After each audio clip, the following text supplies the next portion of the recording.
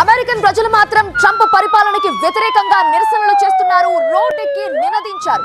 Breaking news మనకు అందుతోంది. America అధ్యక్షుడు డొనాల్డ్ ట్రంప్ పరిపాలనా చర్యలకి వ్యతిరేకిస్తూ దేశవ్యాప్తంగా ప్రజలు నో కింగ్స్ నిరసనలు చేపట్టారు. ఇది అమెరికా చరిత్రలోని అతిపెద్ద నిరసనల్లో ఒకటిగా మారుతుందని, దీనికి మిన్నసోటా కేంద్ర బిందువుగా నిలుస్తుందని నిర్వాహకులు శనివారం తెలిపారు.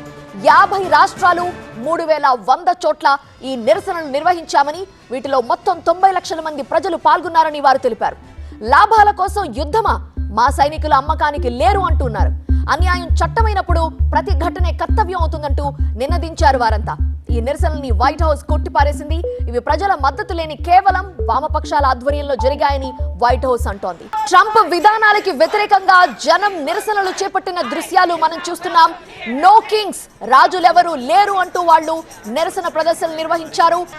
మొత్తం 50 రాష్ట్రాల్లో 3100 చోట్ల ఈ విధంగా నో కింగ్స్ అంటూ ప్లకార్డులు పట్టుకొని ట్రంప్ పరిపాలన చర్యలకు వ్యతిరేకంగా వారంతా నినదించారు, నిరసనలు చేశారు. అయితే వైట్ హౌస్ మాత్రం ఇది కేవలం వామపక్షాలు జరిపినటువంటి నిరసనలే, ప్రజలకి సంబంధించినవి కాదు, ప్రజల్లో అంత నిరసన లేదు అని వైట్ హౌస్ అంటోంది. ట్రంప్ పరిపాలన చర్యలు, మరోవైపు యుద్ధం అవసరమా అంటూ వాళ్ళంతా కూడా రోడ్డెక్కిన పరిస్థితిని మనం చూస్తున్నాము. 90 లక్షల మంది జనం ఈ నిరసనలో పాల్గొన్నారని వారు తెలిపారు.